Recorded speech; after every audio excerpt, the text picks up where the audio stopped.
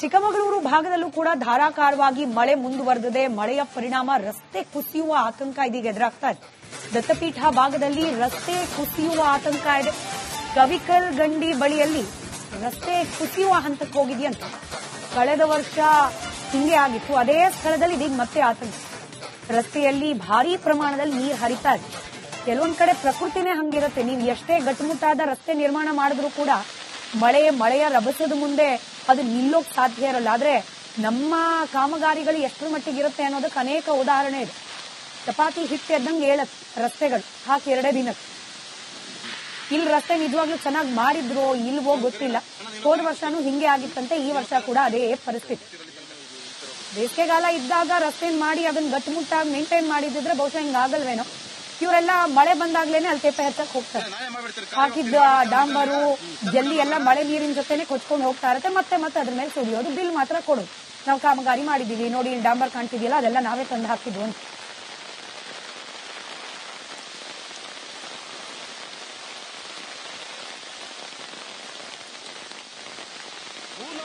ಸ್ವರ್ಗ ಅಂತಾನೆ ಕರೆಸ್ಕೊಳ್ಳೋ ಚಂದ್ರದ್ರೋಣ ಪರ್ವತ ಸಾಲಿನಲ್ಲಿ ಈಗ ಸಾಲು ಸಾಲು ಅವಾಂತರಗಳಿಗೆ ಕಾರಣವಾಗ್ತಿದೆ. ಅದರಲ್ಲೂ ಕೂಡ ವರುಣಾಘಾತ ಏನಿದೆ ಈ ಬಾರಿ ಮಲೆನಾಡು ಸೇರಿದಂತೆ ಪಶ್ಚಿಮ ಘಟ್ಟಗಳ ಸಾಲಿನಲ್ಲಿ ಮುಂಗಾರು ಪೂರ್ವನೇ ಅಬ್ಬರಿಸಿದೆ ಮಳೆ. ಈ ಮಳೆ ಅಬ್ಬರಕ್ಕೆ ನೀರಿನ ಹರಿವು ಕೂಡ ಹೆಚ್ಚಳ ಆಗ್ತಿದೆ. ಅದರಲ್ಲೂ ಕೂಡ ಈಗ ಇನಾಮ್ ದತ್ತಾತ್ರೇಯ ಪೀಠಕ್ಕೆ ಏನು ತೆರಳುವಂತ ರಸ್ತೆ ಏನು ಕಳೆದ ವರ್ಷ ಏನು ಇಲ್ಲಿ ಭೂಕುಸಿತ ಆಗಿತ್ತು ಅದೇ ಸ್ಥಳದಲ್ಲಿ ಈಗ ಮತ್ತೆ ಆತಂಕ ಕೂಡ ಎದುರಾಗಿರುವಂತದ್ದು. ಈಗಾಗಲೇ ಅಲ್ಲಿ ದೃಶ್ಯಗಳು ನೋಡಬಹುದು. ಮೇಲ್ಭಾಗದಲ್ಲಿ ಏನೋ ಒಂದು ತಡೆಗೋಡೆಯನ್ನ ಕಟ್ಟಿದ್ದಾರೆ. ಅಲ್ಲಿ ಕಳೆದ ವರ್ಷ ಒಂದು ಭೂಕುಸಿತ ಆಗಿತ್ತು, ಭಾರಿ ಪ್ರಮಾಣದ ಭೂಕುಸಿತ ಆಗಿತ್ತು. ಮೇಲ್ಭಾಗದಿಂದ ಕುಸಿದಂತ ಮಣ್ಣು ಕೆಳಭಾಗದ ರಸ್ತೆ, ಕೆಳಭಾಗದಲ್ಲಿ ಒಂದು ಜಾಗ್ರಾ ಮೂಲಕ ಕೊಳಗಾಮಿಗೆ ಹೋಗುವಂತ ರಸ್ತೆ ಇದೆ, ಅಲ್ಲಿಗೆ ಕೂಡ ಭೂಕುಸಿತ ಆಗಿತ್ತು. ಈಗ ಸದ್ಯಕ್ಕೆ ಅಲ್ಲಿ ಒಂದು ವಾಲನ್ನ ಕಟ್ಟಲಾಗಿದೆ. ಅದನ್ನು ಹೊರತುಪಡಿಸಿ ಒಂದು ಭಾಗ, ಸ್ವಲ್ಪ ಭಾಗ ಈಗ ಯಾವುದೇ ರೀತಿ ಕಾಮಗಾರಿ ಆಗಿಲ್ಲ. ಅಲ್ಲಿ ಮತ್ತೆ ಭೂಕುಸಿತದ ಆತಂಕ ಎದುರಾಗಿರುವಂತದ್ದು. ಮತ್ತೆ ಅಲ್ಲಿ ಹರಿಯುತ್ತಿರುವಂತ ನೀರಿನ ಪ್ರಮಾಣ ಭಾರಿ ಪ್ರಮಾಣದಲ್ಲಿ ಹರಿಯುತ್ತಿರೋದ್ರಿಂದ ಭೂಮಿ ಎಲ್ಲಿ ಸಡಿಲ ಆಗುತ್ತೋ ಈ ಭಾಗದಲ್ಲಿ ಕುಸಿತ ಆಗುತ್ತೋ ಅಂತ ಆತಂಕ ಎದುರಾಗಿದೆ. ಅದರಲ್ಲೂ ನೀರಿನ ಪ್ರಮಾಣ ಸ್ವಲ್ಪ ಮಟ್ಟಿಗೆ ಹರಿತಾ ಇಲ್ಲ, ಹಳ್ಳದ ರೀತಿ ಹರಿತಿರುವಂತದ್ದು. ಒಂದು ಸಣ್ಣ ಜಲಪಾತದ ರೀತಿ ಸೃಷ್ಟಿಯಾಗಿ ಈಗ ನಾವು ದೃಶ್ಯಗಳು ನೋಡಬಹುದು. ಜಲಪಾತದಂತೆ ಈಗ ಮೇಲ್ಭಾಗದಿಂದ ಜಿಗಿದು ಕೆಳಭಾಗದಲ್ಲಿ ಒಂದು ರಸ್ತೆ ಕೂಡ ಇದೆ, ಕೊಳಗಾಮಿ ರಸ್ತೆ. ಅಲ್ಲಿಗೆ ಕೂಡ ನೀರು ಕೂಡ ಹರಿತಿದೆ. ಇಲ್ಲಿ ಈಗಾಗಲೇ ಜಿಲ್ಲಾಡಳಿತ ಒಂದು ಸೂಚನೆಯನ್ನ ಏನೊಂದು ಗೈಡ್ ಲೈನ್ಸ್ ಅನ್ನ ಕೊಟ್ಟಿದೆ. ಆದ್ರೆ ಯಾವುದೇ ಕಾರಣಕ್ಕೂ ಇಲ್ಲಿ ಪ್ರವಾಸಿಗರನ್ನ ನಿಷೇಧ ಮಾಡಿಲ್ಲ, ನಿರ್ಬಂಧ ಕೂಡ ಹೇರಿಲ್ಲ. ಈಗ ಸ್ಥಳೀಯರು ಹೇಳುವಂತದ್ದು ಈ ರಸ್ತೆ ಸಂಪೂರ್ಣವಾಗಿ ಡೇಂಜರ್ ಇದೆ. ಇಲ್ಲಿ ಯಾವುದೇ ಸಂದರ್ಭದಲ್ಲೂ ಕೂಡ ಇನ್ನಷ್ಟು ಮಳೆ ಆದ್ರೆ ಒಂದು ಭಾಗ ಕುಸಿತ ಆಗುವಂತ ಸಾಧ್ಯತೆ ಇದೆ. ಯಾಕೆಂದ್ರೆ ಇಲ್ಲಿ ಈಗಾಗಲೇ ಗುಂಡಿ ಬಿದ್ದಿದೆ. ಆ ಭಾಗದಲ್ಲಿ ನೀರಿನ ಒಂದು ಅರ್ಧ ಅಡಿಯಷ್ಟು ನೀರು ಇಲ್ಲಿ ಹರಿತಿದೆ. ಒಂದು ವೇಳೆ ಏನಾದ್ರೂ ಒಂದು ಲಾರಿ ಇರ್ಬೋದು ಮತ್ತೆ ದೊಡ್ಡ ವಾಹನಗಳು ಇಲ್ಲಿ ಸಂಚರಿಸಿದ್ರೆ ಭೂಕುಸಿತ ಆಗುವಂತ ಸಾಧ್ಯತೆಗಳು ಕೂಡ ಹೆಚ್ಚಾಗಿರೋದ್ರಿಂದ ಸದ್ಯಕ್ಕೆ ಸ್ಥಳೀಯರು ಕೂಡ ಒಂದು ಆಗ್ರಹ ಮಾಡ್ತಿದ್ದಾರೆ. ಮತ್ತೆ ಈ ಭಾಗದಲ್ಲಿ ನೋಡಬಹುದು ಮಂಜು ಸಂಪೂರ್ಣವಾಗಿ ಕವಿದಿರುವಂತದ್ದು. ಆ ಭಾಗದಿಂದ ಮೇಲ್ಭಾಗದಿಂದ ಕವಿಕಲ್ ಕಂಡಿಯಿಂದ ಇಲ್ಲಿಗೆ ಬರುವಂತ ದಾರಿ ಕೂಡ ಕಾಣ್ತಾ ಇಲ್ಲ. ಹಾಗಾಗಿ ಪ್ರವಾಸಿಗರನ್ನ ನಿರ್ಬಂಧ ಹೇರಿ ಸದ್ಯಕ್ಕೆ ಮಳೆ ಕಡಿಮೆ ಆಗುವವರೆಗೂ ಕೂಡ ಪ್ರವಾಸಿಗರಿಗೆ ನಿರ್ಬಂಧ ಹೇರಿ ಅಂತ ಆಗ್ರಹ ಮಾಡ್ತಾರೆ. ಅದು ಪ್ರಮುಖವಾಗಿ ಕಾರಣ ಇರುವಂತದ್ದು. ಈ ಭಾಗದಲ್ಲಿ ಸುಮಾರು 10ಕ್ಕೂ ಹೆಚ್ಚು ಹಳ್ಳಿಗಳಿದೆ. ಅಲ್ಲಿನ ಜನರಿಗೆ ತೊಂದರೆ ಆಗುತ್ತೆ. ಎಲ್ಲಾದ್ರೂ ಒಂದು ವೇಳೆ ರಸ್ತೆ ಕುಸಿತ ಆದ್ರೆ ಅವರ ಓಡಾಟಕ್ಕೆ ತೊಂದರೆ ಆಗುತ್ತೆ ಅನ್ನೋ ಕಾರಣಕ್ಕಾಗಿ ಜಿಲ್ಲಾಡಳಿತ ಮುಂದೆ ಈಗ ಪ್ರಮುಖ ಬೇಡಿಕೆಯನ್ನು ಇಟ್ಟಿದ್ದಾರೆ. ಅಂದ್ರೆ ಈ ಸದ್ಯದ ಮಟ್ಟಿಗೆ ಕುಸಿತದ ಭೀತಿ ಇರೋದ್ರಿಂದ ಪ್ರವಾಸಿಗರಿಗೆ ನಿರ್ಬಂಧ ಹೇರಿ ಅನ್ನುವಂತ ಮನವಿಯನ್ನು ಕೂಡ ಮಾಡ್ತಾ ಇದ್ದಾರೆ. ಚೇತನ್ ಪದ್ಮಶಾಲಿ, ರಿಪಬ್ಲಿಕ್ ಕನ್ನಡ, ಚಿಕ್ಕಮಗಳೂರು. ಚಿಕ್ಕಮಗಳೂರು ಭಾಗದಲ್ಲೂ ಕೂಡ ಧಾರಾಕಾರವಾಗಿ ಮಳೆ ಮುಂದುವರೆದಿದೆ. ಮಳೆಯ ಪರಿಣಾಮ ರಸ್ತೆ ಕುಸಿಯುವ ಆತಂಕ ಇದೀಗ ಎದುರಾಗ್ತಾ ಇದೆ. ದತ್ತಪೀಠ ಭಾಗದಲ್ಲಿ ರಸ್ತೆ ಕುಸಿಯುವ ಆತಂಕ ಇದೆ. ಕವಿಕಲ್ ಗಂಡಿ ಬಳಿಯಲ್ಲಿ ರಸ್ತೆ ಕುಸಿಯುವ ಹಂತಕ್ಕೆ ಹೋಗಿದೆಯಂತ. ಕಳೆದ ವರ್ಷ ಹಿಂಗೆ ಆಗಿತ್ತು. ಅದೇ ಸ್ಥಳದಲ್ಲಿ ಇದೀಗ ಮತ್ತೆ ಆತಂಕ.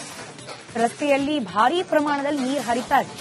ಕೆಲವೊಂದ್ ಕಡೆ ಪ್ರಕೃತಿನೇ ಹಂಗಿರುತ್ತೆ. ನೀವು ಎಷ್ಟೇ ಗಟ್ಟುಮುಟ್ಟಾದ ರಸ್ತೆ ನಿರ್ಮಾಣ ಮಾಡಿದ್ರು ಕೂಡ ಮಳೆಯ ರಭಸದ ಮುಂದೆ ಅದು ನಿಲ್ಲೋಕ್ ಸಾಧ್ಯ ಇರಲ್ಲ. ಆದ್ರೆ ನಮ್ಮ ಕಾಮಗಾರಿಗಳು ಎಷ್ಟರ ಮಟ್ಟಿಗೆ ಇರುತ್ತೆ ಅನ್ನೋದಕ್ಕೆ ಅನೇಕ ಉದಾಹರಣೆ ಇದೆ. ಚಪಾತಿ ಹಿಟ್ಟು ಎದ್ದಂಗೆ ಹೇಳತ್ ರಸ್ತೆಗಳು ಹಾಕಿ 2 ದಿನಕ್ಕೆ. ಇಲ್ಲಿ ರಸ್ತೆ ನಿಜವಾಗ್ಲೂ ಚೆನ್ನಾಗಿ ಮಾಡಿದ್ರು ಇಲ್ವೋ ಗೊತ್ತಿಲ್ಲ. ಹೋದ ವರ್ಷನೂ ಹಿಂಗೆ ಆಗಿತ್ತಂತೆ. ಈ ವರ್ಷ ಕೂಡ ಅದೇ ಪರಿಸ್ಥಿತಿ. ಬೇಸಿಗೆಗಾಲ ಇದ್ದಾಗ ರಸ್ತೆ ಮಾಡಿ ಅದನ್ನ ಗಟ್ಟುಮುಟ್ಟಾಗಿ ಮೇಂಟೈನ್ ಮಾಡಿದ್ರೆ ಬಹುಶಃ ಹಿಂಗಾಗಲ್ವೇನೋ.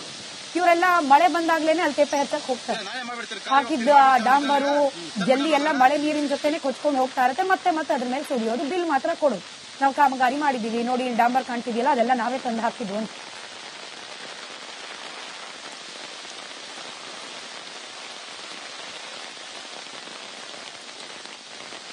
ಭೂಲೋಕದ ಸ್ವರ್ಗ ಅಂತಾನೆ ಕರೆಸ್ಕೊಳ್ಳೋ ಚಂದ್ರದ್ರೋಣ ಪರ್ವತ ಸಾಲಿನಲ್ಲಿ ಈಗ ಸಾಲು ಸಾಲು ಅವಾಂತರಗಳಿಗೆ ಕಾರಣವಾಗ್ತಿದೆ. ಅದರಲ್ಲೂ ಕೂಡ ವರುಣಾಘಾತ ಏನಿದೆ, ಈ ಬಾರಿ ಮಲೆನಾಡು ಸೇರಿದಂತೆ ಪಶ್ಚಿಮ ಘಟ್ಟಗಳ ಸಾಲಿನಲ್ಲಿ ಮುಂಗಾರು ಪೂರ್ವನೇ ಅಬ್ಬರಿಸಿದೆ ಮಳೆ. ಈ ಮಳೆ ಅಬ್ಬರಕ್ಕೆ ನೀರಿನ ಹರಿವು ಕೂಡ ಹೆಚ್ಚಳ ಆಗ್ತಿದೆ. ಅದರಲ್ಲೂ ಕೂಡ ಈಗ ಇನಾಮ್ ದತ್ತಾತ್ರೇಯ ಪೀಠಕ್ಕೆ ಏನು ತೆರಳುವಂತ ರಸ್ತೆ ಏನು ಕಳೆದ ವರ್ಷ ಏನು ಇಲ್ಲಿ ಭೂಕುಸಿತ ಆಗಿತ್ತು, ಅದೇ ಸ್ಥಳದಲ್ಲಿ ಈಗ ಮತ್ತೆ ಆತಂಕ ಕೂಡ ಎದುರಾಗಿರುವಂತದ್ದು. ಈಗಾಗಲೇ ಅಲ್ಲಿ ದೃಶ್ಯಗಳು ನೋಡಬಹುದು. ಮೇಲ್ಭಾಗದಲ್ಲಿ ಏನೋ ಒಂದು ತಡೆಗೋಡೆಯನ್ನ ಕಟ್ಟಿದ್ದಾರೆ. ಅಲ್ಲಿ ಕಳೆದ ವರ್ಷ ಒಂದು ಭೂಕುಸಿತ ಆಗಿತ್ತು, ಭಾರಿ ಪ್ರಮಾಣದ ಭೂಕುಸಿತ ಆಗಿತ್ತು.